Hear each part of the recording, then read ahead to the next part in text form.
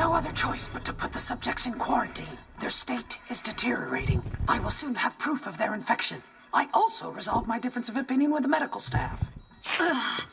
Research Supervisor Lucy Simeon, signing out. Supervisor? More like a super nut job. I'm not gonna watch you torture children for being happy. I'm getting Principal Brown. Fine, I'll conduct my experiments without you! You are not qualified to conduct experiments.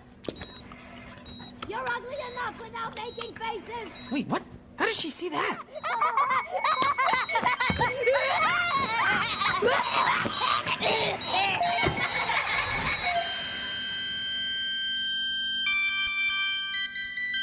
Oh my gosh. Proof! Like this? No, more like this. And she's giving herself all these titles. I mean, what is a senior mega consultant super virologist anyway?